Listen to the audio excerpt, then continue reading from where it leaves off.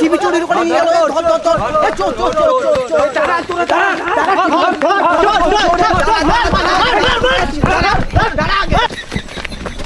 আরে ভাই আপনারা ভুল করছেন।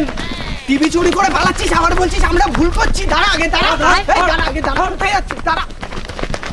আরে বুঝতে পারছেন না আপনারা?